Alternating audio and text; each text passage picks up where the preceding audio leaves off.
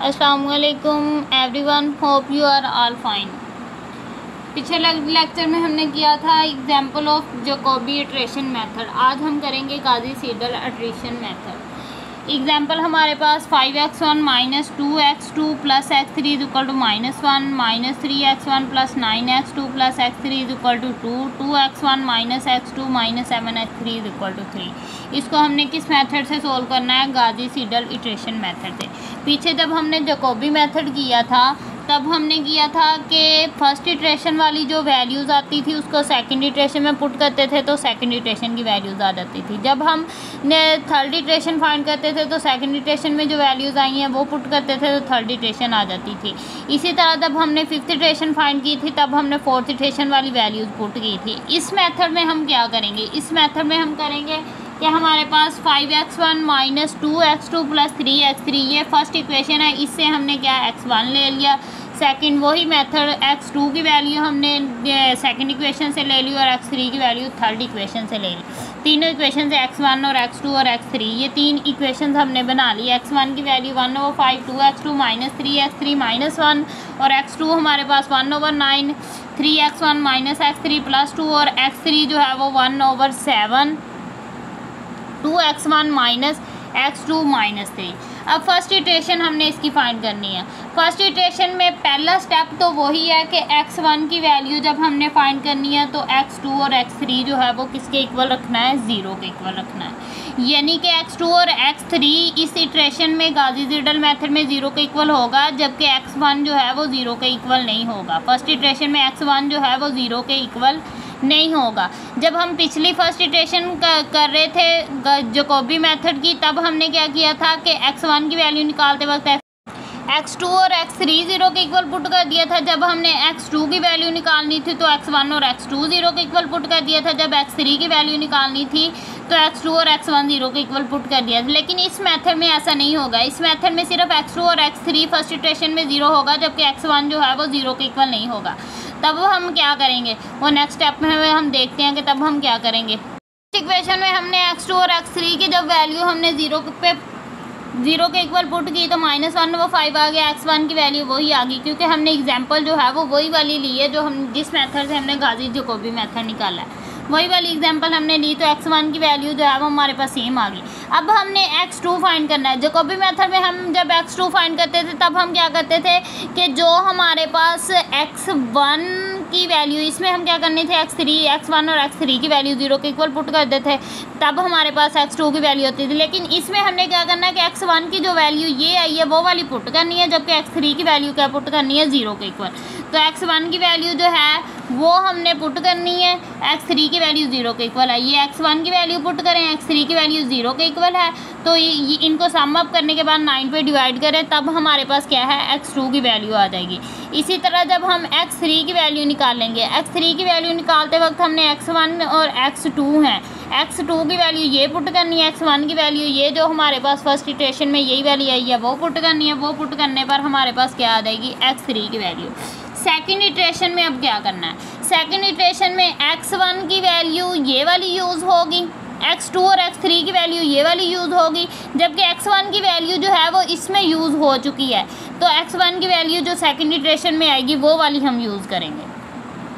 हम second iteration find करने लगे हैं। सेकंड इटरेशन में हमारे पास x1 is equal to 1/5 2x2 minus 3x3 minus 1। अब हमने क्या करना है कि x2 और x3 की जो वैल्यू फर्स्ट इटरेशन में आई है वो पुट कर देनी है। x3 की वैल्यू हमारे पास है -0.5079 और x2 की वैल्यू है 0.1556। ये वैल्यू पुट करें तो सेकंड इटरेशन में हमारे पास x1 आ जाएगा। ये देखें सेकंड इटरेशन में हमारे पास x1 जो है -1/5 2 इंटू ये वैल्यूज़ x2 और x3 की वैल्यू पुट करें, इनको सम अप करें तो हमारे पास x1 आ गया। अब हमने x2 की वैल्यू निकालनी है। जब हमने फर्स्ट इटरेशन में x2 की वैल्यू निकाली थी तब x1 की वैल्यू जो फर्स्ट इटरेशन में आई थी वो पुट की थी। अब सेकंड इटरेशन में x2 की वैल्यू निकालनी है तो x1 की वैल्यू जो सेकंड इटरेशन में आई है वो पुट करनी है।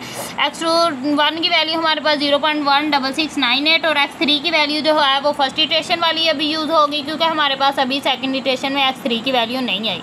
तो x3 की वैल्यू वही फर्स्ट इटरेशन वाली, तो x2 इज इक्वल टू ये वैल्यूज़ पुट करें, इनको सम अप करें, सम अप करने के बाद x2 जो है वो हमारे पास इसके इक्वल आ जाएगी। इसी तरह x3 की वैल्यू जब हम निकालेंगे, x1 की वैल्यू भी सेकंड इटरेशन वाली और x2 की वैल्यू भी सेकंड इटरेशन वाली x3 निकालते वक्त, तो हमारे पास सेकंड इटरेशन में x3 की वैल्यू जो है हमको सम अप करने पे आ जाएगी। इसी तरह हम अब थर्ड इटरेशन फाइंड करेंगे। थर्ड इटरेशन जब हम फाइंड करेंगे तब हमारे पास क्या आएगा कि x2 की जो हमारे पास वैल्यूज़ आई हैं सेकंड इटरेशन में और x3 की वैल्यू जो आई हैं वो सेकंड इटरेशन में, वो वैल्यू हम पुट करेंगे। ये वैल्यूज़ हमने x2 और x3 की वैल्यू पुट की, उनको सम अप करने के बाद 5 पे डिवाइड किया, तब हमारे पास थर्ड इटरेशन में x1 आ गया। अब x1 हम थर्ड इटरेशन में हमने कौन सी वैल्यू फाइंड करनी है, x2 की। जब हमने x2 की वैल्यू फाइंड करनी है तब फर्स्ट इटरेशन वाली x1 की वैल्यू हम पुट करेंगे। x1 की वैल्यू जो है सम अप करने पर हमारे पास आ गई 0.19088 और x2 की वैल्यू में हम x1 की वैल्यू जब थर्ड इटरेशन में फाइंड करें तो x1 की वैल्यू जो है वो हमारे पास 0.19088 आई है, तो x1 की वैल्यू ये पुट करें और x3 की वैल्यू अभी हमारे पास थर्ड इटरेशन में नहीं आई, तो सेकंड इटरेशन वाली x3 वाली वैल्यू यूज़ कर ले। सेकंड इटरेशन में हमारे पास x3 की वैल्यू ये थी, तो दोनों की वैल्यू पुट करें तब हमारे पास x2 की वैल्यू सम अप करने के बाद x2 की वैल्यू 0.33347 आ जाएगा। इसी तरह जब हम x3 की वैल्यू लेंगे, x3 की वैल्यू पे हमने x1 और x2 जो है वो थर्ड इटरेशन वाले यूज़ करने हैं, क्योंकि हमारे पास थर्ड इटरेशन में x1 और x2 दोनों आ चुके हैं, तो x1 की वैल्यू x2 की वैल्यू दोनों पुट करें तो x3 की वैल्यू हमारे पास आ जाएगी x3 इज इक्वल टू -0.4217। अब हमारे पास x1 x2 x3 हमारे पास थर्ड इटरेशन में आ गए। अब हम नेक्स्ट फोर्थ इटरेशन फाइंड करेंगे। फोर्थ इटरेशन फाइंड करते वक्त हम क्या करेंगे कि x2 और x3 की वैल्यू जो है वो थर्ड इटरेशन वाली यूज़ करेंगे। तो x1 is equal to 1/5 2 into x2 की वैल्यू जो हमारे पास है 0.33347 है और -3 x3 की वैल्यू जो है वो -0.4217 -1 है, तो इनको सम अप करें, सम अप करने के बाद 5 पे डिवाइड करें, तब हमारे पास फोर्थ इटरेशन में x1 की वैल्यू आ जाएगी। x1 की वैल्यू हमारे पास फोर्थ इटरेशन में आ गई 0.1864।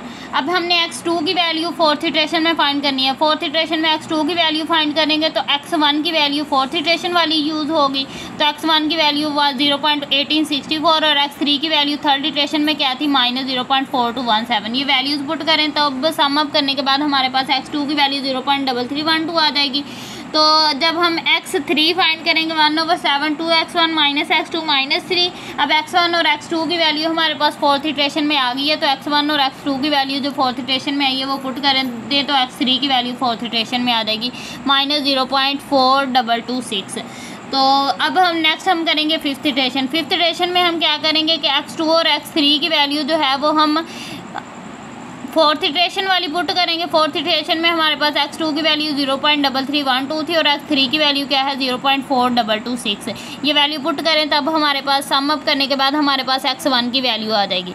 ये देखिए 2 को इससे मल्टीप्लाई करना है -3 और x3 की वैल्यू से मल्टीप्लाई करें -1, इनको सम अप करें, सम अप करने के बाद 5 पे डिवाइड कर दें। x1 की वैल्यू जो है वो हमारे पास 0.18604 आ गई। अब हमने x2 की वैल्यू निकालनी है। x2 की वैल्यू जब हम निकालेंगे तो x1 की वैल्यू जो हमारे पास 0.1864 आई है ये वाली पुट करेंगे और x3 की वैल्यू जो है वो हमारे पास फोर्थ इटरेशन में थी -0.4226। ये वैल्यूज़ पुट करें और वैल्यूज़ पुट करने के बाद सम अप करें, सम अप करने के बाद हमारे पास x2 जो है 0.3312 आ जाएगा। इसी तरह x3 जब हम फाइंड करेंगे, x1 और x2 फिफ्थ इटरेशन में आ गया। ये वाली वैल्यूज़ x1 और x2 दोनों वैल्यूज़ पुट करें, वैल्यू पुट करने के बाद उनको सम अप करने के बाद हमारे पास x3 आ जाएगा। जिस तरह हमने जैकोबी मेथड में किया था कि फिफ्थ इटरेशन में से फोर्थ इटरेशन माइनस की थी, तब हमारे पास x1 और x2 और x3 की वैल्यूज़ आई थी। इसी तरह हमने गाजी-सीडल मेथड में करना है, फिफ्थ इटरेशन में से फोर्थ इटरेशन माइनस करते जाना है। फिफ्थ इटरेशन में हमारे पास x1 की वैल्यू क्या है 0.18604 और फोर्थ इटरेशन में हमारे पास x1 की वैल्यू क्या आई थी, फोर्थ इटरेशन में हमारे पास x1 की वैल्यू थी 0.18, x1 की वैल्यू 0. ये वाली है 0.1864 फोर्थ इटरेशन में, वो थर्ड इटरेशन में थी। ये x1 की वैल्यू 0.1864 फोर्थ इटरेशन में और फिफ्थ इटरेशन में दोनों वैल्यूज़ क्या हैं 0.1864। दोनों वैल्यूज़ हमारे पास क्या हैं सेम हैं, तो इन दोनों वैल्यूज़ को 0.18604 माइनस 0.1864 इनमें से माइनस करें तो -0.0036 आ जाएगा। तो x2 की वैल्यू हमारे पास फिफ्थ इटरेशन में है 0.3312 और फोर्थ इटरेशन में है 0.3312, सेम वैल्यू है, दोनों को माइनस करें तो 0 के इक्वल। अब इसी तरह थर्ड इटरेशन में हमारे पास x3 की वैल्यू फिफ्थ इटरेशन में है -0.4227 और फोर्थ इटरेशन में है -0.4226, इनको माइनस करें तो 0.001 आ जाएगा। अब देखिए यहाँ पर भी हमारे पास 0.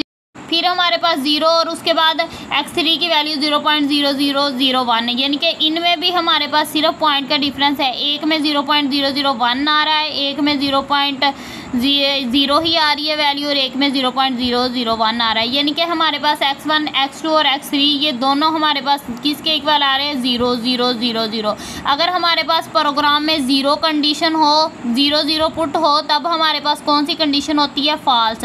अगर हमारे पास प्रोग्राम में 1 1 आंसर में क्या आ जाए 1 1 1, तब हमारे पास क्या होती है ट्रू कंडीशन। तो जब हम इसका प्रोग्राम लिखेंगे अगर हमारे पास आंसर 1 1 आए तब हमारे पास ट्रू कंडीशन है, अदरवाइज हमारे पास क्या होती हैं फॉल्स कंडीशन। तो ये हमारे पास गाजी सीडल मेथड हुआ। तो इंशाल्लाह नेक्स्ट मेथड में हम मॉन्टी कार्लो इंटीग्रेशन मेथड करेंगे। तो आज का लेक्चर हमारा यहाँ तक ख़त्म हुआ। अगर वीडियो अच्छी लगी हो तो वीडियो को लाइक करें और मेरे चैनल को सब्सक्राइब करना मत भूलिएगा। खुदा हाफिज़।